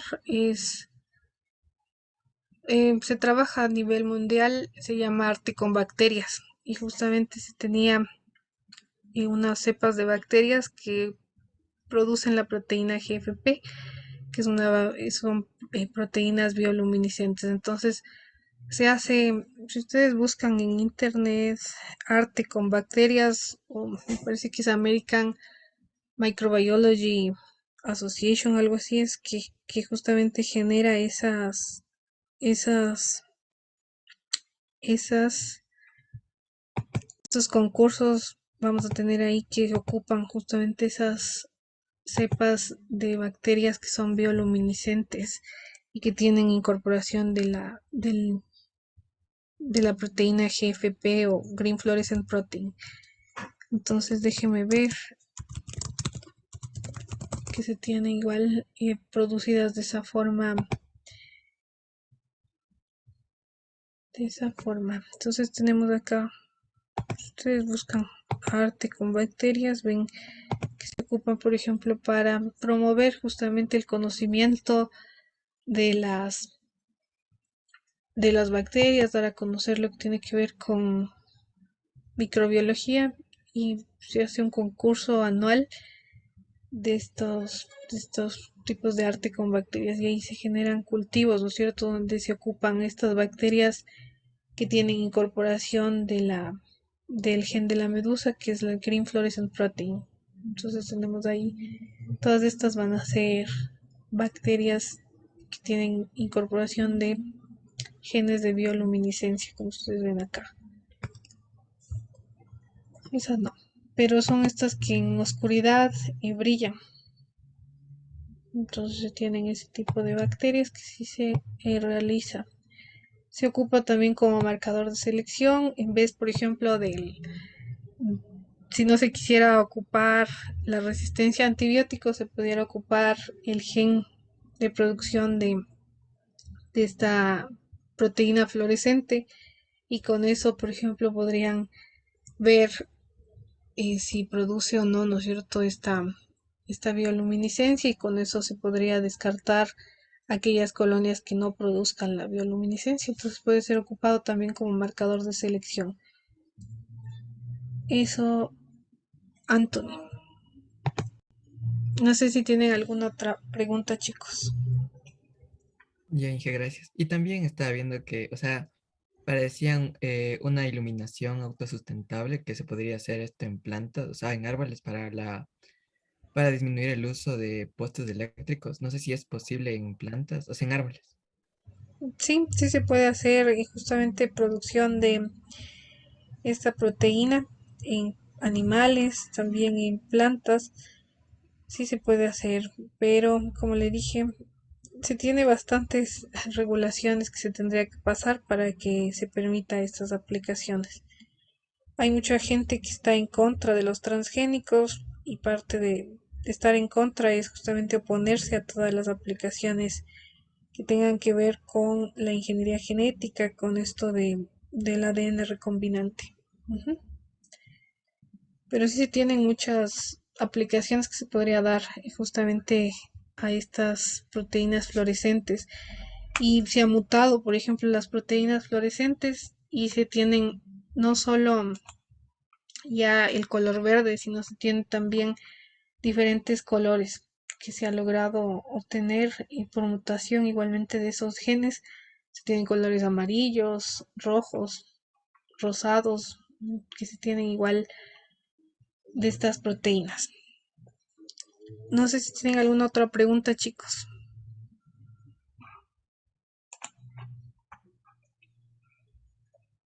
Entonces, bueno, vamos a terminar con una parte que está aquí.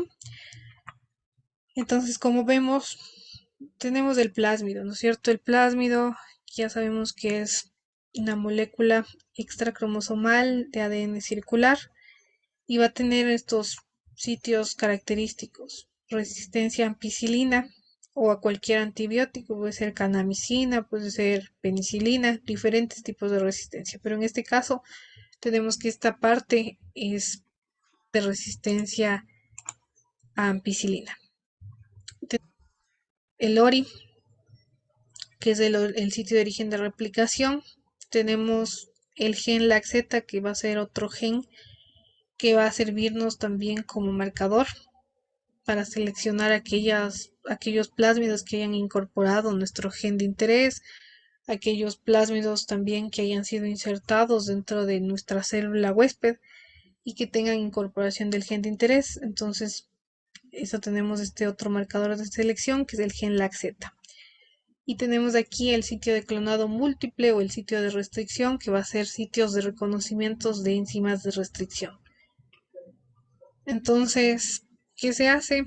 Se tienen, ¿no es cierto?, los fragmentos del material genético que han sido previamente cortados con enzimas de interés.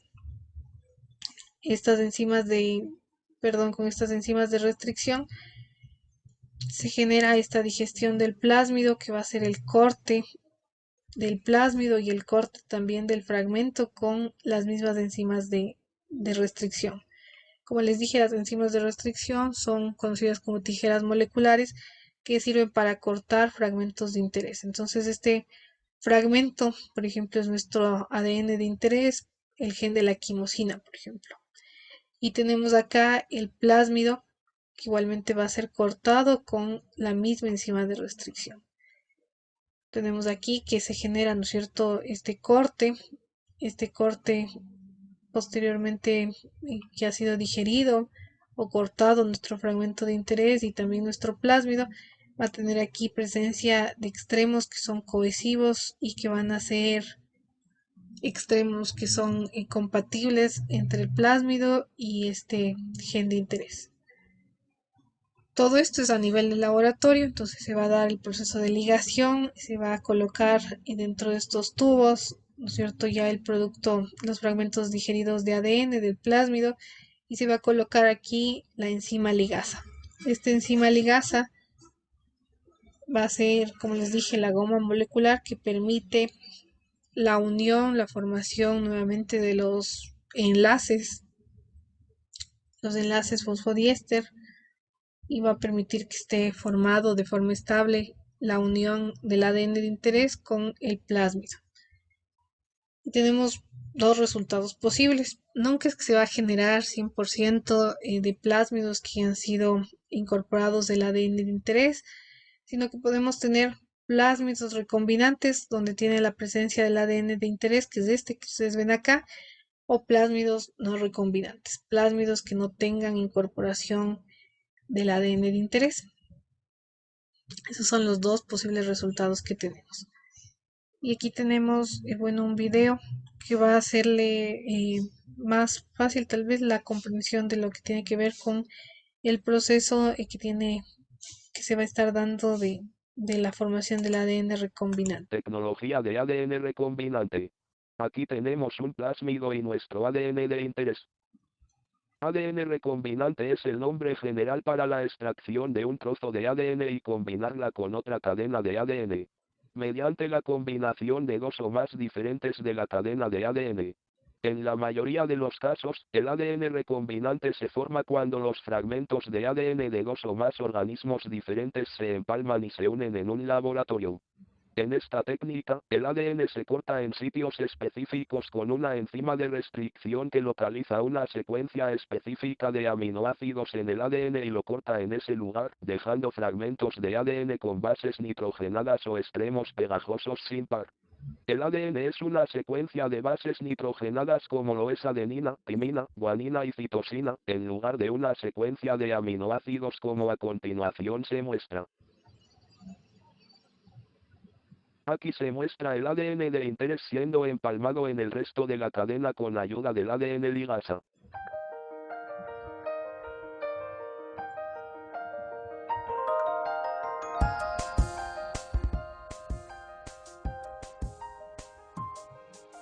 Science is the best tool ever devised for understanding how the world works. Science is a big human form of knowledge. We are always at the brink of the node. Como les dije, en este punto, cuando ya esté ensamblado el gen de interés dentro del plásmido, se va a conocer como ADN recombinante. Una vez que ya ha sido ligada con la enzima ligasa que ustedes vieron, ¿no es cierto?, que sirve como goma molecular, va a servir para la formación nuevamente de enlaces. Aquí tenemos una molécula de ADN recombinante.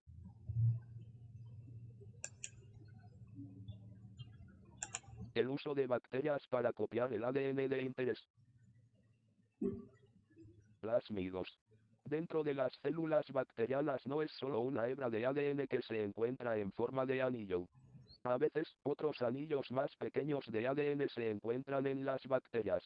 Estos anillos más pequeños son llamados plásmidos. Los plásmidos no son esenciales para la bacteria, pero puede ayudar a que sobreviva en algunas situaciones que lo requiera.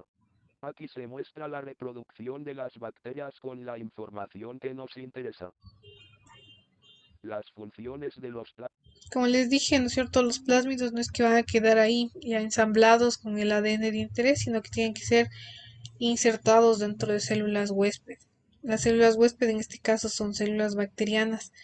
Se va a insertar estos plásmidos y ustedes ven, ¿no es cierto?, que se replican los plásmidos al interior de las bacterias, generando múltiples copias de los plásmidos y posteriormente igualmente van a pasar a las siguientes generaciones y de esa forma tendríamos una producción del producto metabólico que está presente dentro del gen de interés y que vaya a ser adecuado, ¿no es cierto? Los plásmidos en las bacterias son a menudo para producir proteínas que protejan a la bacteria de una sustancia nociva, como los antibióticos, metales pesados o exceso de nutrientes.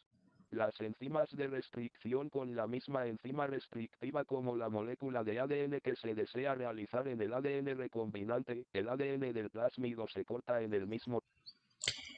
Ya entonces ahí ustedes ven que posteriormente ya se puede hacer cultivos, ¿no es cierto?, de estas bacterias, se puede tener que está produciéndose ahí el producto del gen de interés generándose las proteínas y de esa forma tendríamos Tecnología de justamente la formación de nuestro producto de interés. Y tenemos que se va a dar, como les dije, hace falta insertar el plásmido dentro de las células huésped, en este caso células bacterianas. A ese proceso se denomina como transformación bacteriana, que va a servirnos para incorporar el plásmido dentro de la célula por métodos químicos o métodos físicos. Entonces, como todo esto se hace a nivel de laboratorio, tenemos aquí ya tenemos un tubo que tiene la mezcla de plásmidos recombinantes, no recombinantes que podían estar aquí. Como les dije, no es que todos los plásmidos se van a estar ligando con el fragmento de interés, entonces podemos tener tanto plásmidos recombinantes como no recombinantes. Tenemos acá un tubo con cultivos de bacterias y lo que se hace es justamente por métodos de electroporación, que va a ser darles un shock eléctrico, se va a generar poros a nivel de la membrana de las bacterias, también por métodos químicos, y de esa forma se incorporan los plásmidos dentro de las bacterias. Igualmente pueden haber dos resultados. Bacterias que no sean transformadas, bacterias que no tengan incorporación del plásmido, o bacterias que sí hayan sido transformadas o hayan insertado el plásmido. Y teníamos dos posibilidades dentro del plásmido, que sea un plásmido no recombinante o un plásmido recombinante. ¿Cuándo era un plásmido recombinante? Cuando poseía el ADN de interés. Ya, gracias Sebastián. Justamente, ¿no es cierto? Cuando tenía la incorporación del ADN de interés. Y este sería un plásmido no recombinante, es decir, que no tiene la incorporación del ADN de interés. Estas bacterias se ponen a crecer en un medio, bueno, aquí está un medio de agar-LB, suplementado con ampicilina. ¿Para qué hacíamos la suplementación con ampicilina?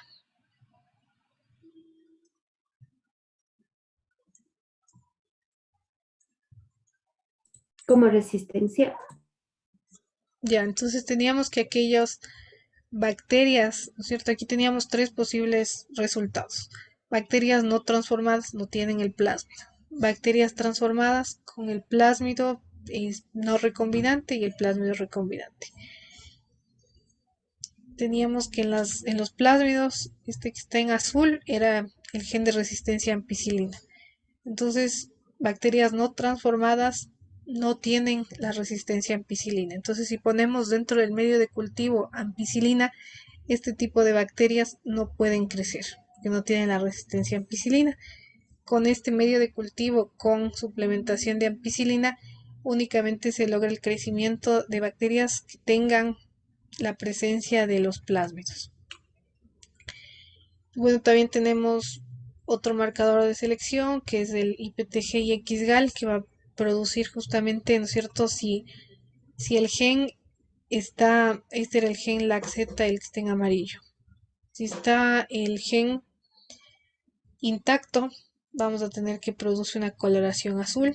Si el gen está interrumpido por la presencia de nuestro gen de interés, no produce esta coloración azul. Entonces, igualmente esta presencia de estas moléculas de IPTG y XGAL van justamente a darnos coloración azul cuando tenemos bacterias con plásmidos no recombinantes y color blanco cuando tienen la presencia del plásmido recombinante.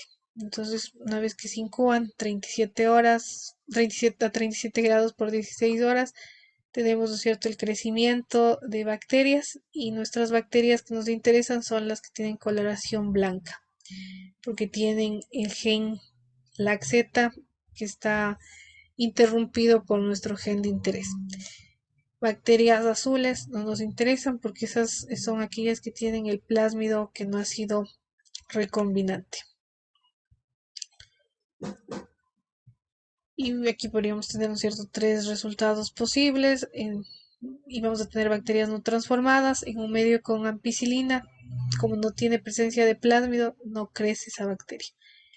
Teníamos el otro resultado y era que si está incorporado el plásmido, pero es un plásmido no recombinante, va a crecer en un medio con ampicilina, pero vamos a tener que va a ser de color azul la colonia bacteriana porque va a tener el gen laxeta íntegro.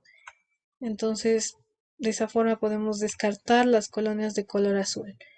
Y nuestro resultado que nosotros quisiéramos y que sería el que nos sirve va a ser justamente el resultado C, donde está presente en la bacteria el plásmido recombinante.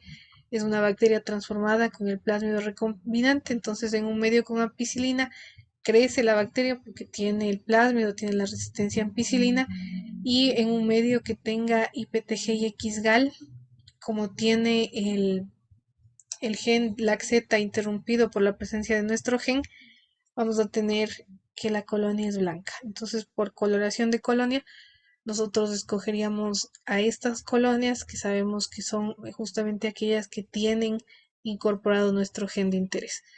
Luego estas bacterias ya escogidas, las blancas, y se puede poner a crecer en medios de cultivo, ¿no es cierto? Ya podríamos tener la producción del producto del gen de interés que está aquí, de nuestro gen recombinante. No sé si tienen preguntas, chicos.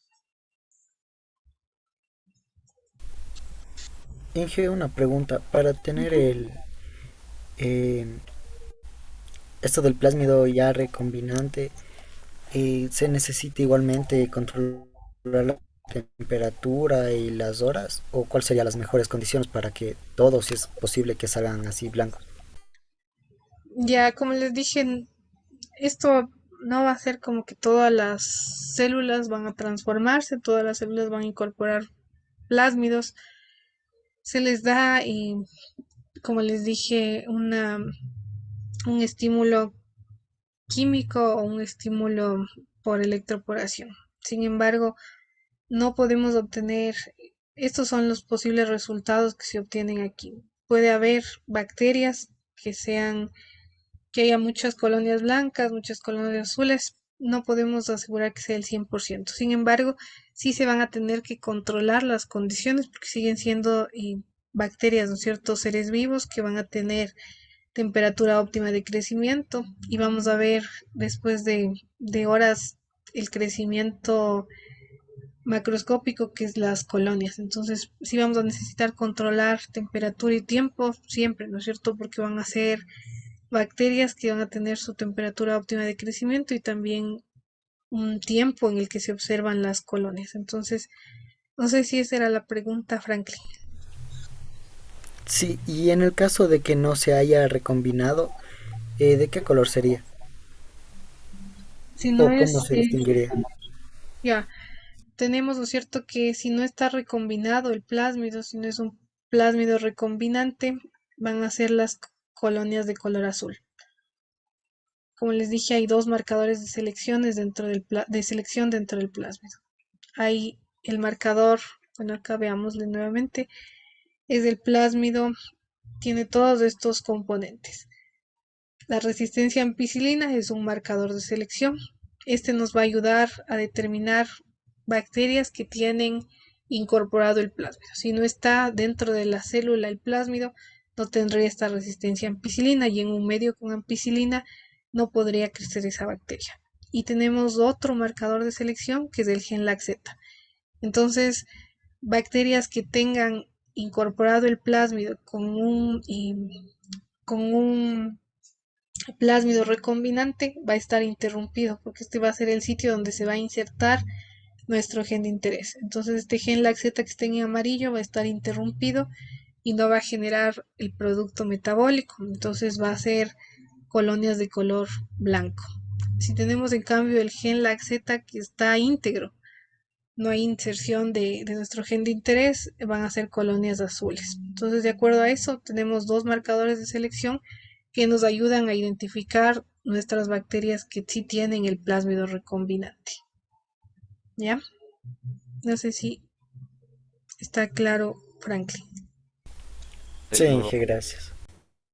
¿Ya? ¿Alguna otra pregunta?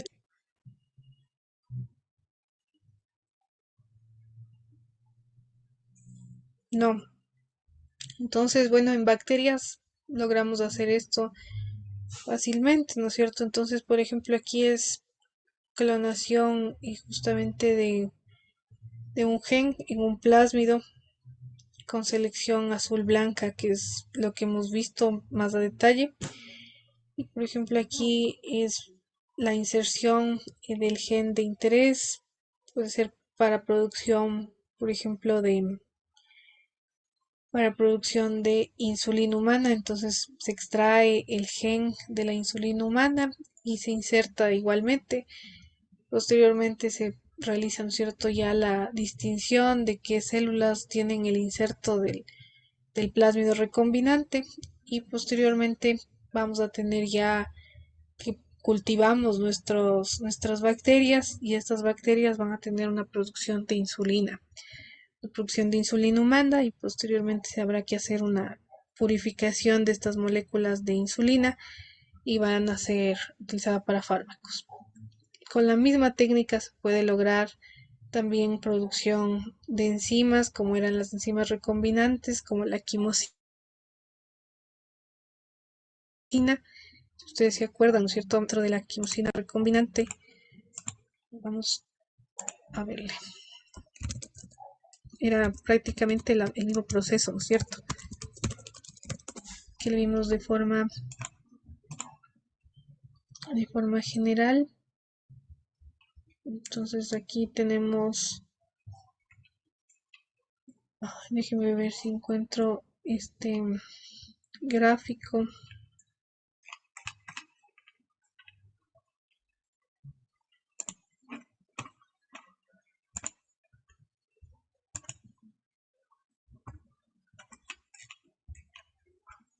Bueno, déjenme ver, chicos, si encuentro el gráfico para indicarles lo de la quimosina, aunque estaba justamente en las diapositivas de las enzimas que nosotros vimos. Entonces aquí teníamos, a ver,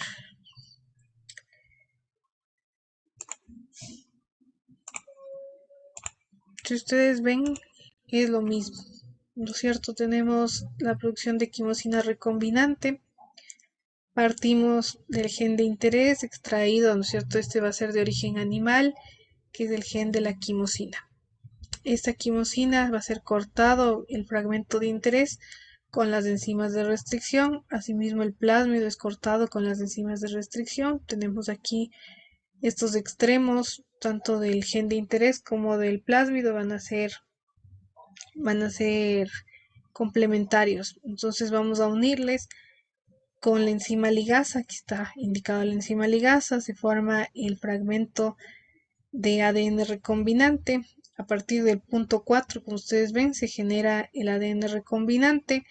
Hacemos el proceso de transformación, que va a ser insertar el plásmido dentro de nuestra célula huésped, que va a ser una bacteria, y de esa forma tendríamos que en la bacteria se va a estar produciendo en nuestra proteína quimosina.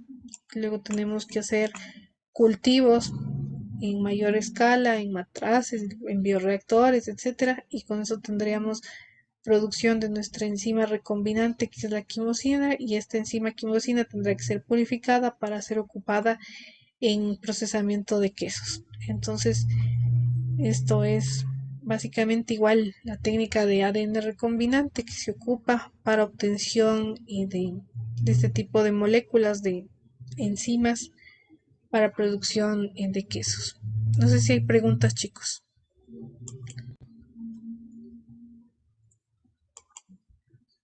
¿No? Bueno, entonces nos vamos a quedar hasta ahí.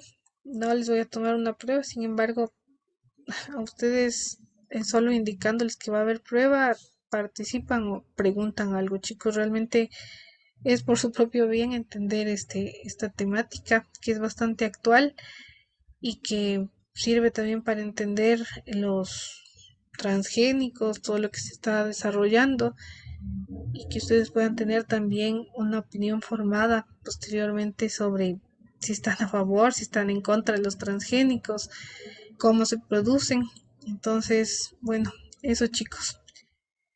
Que tengan una buena noche. Nos quedamos hasta ahí. Y la siguiente clase continuamos ya con transgénicos animales y vegetales. Hasta luego chicos. Gracias, Ángel.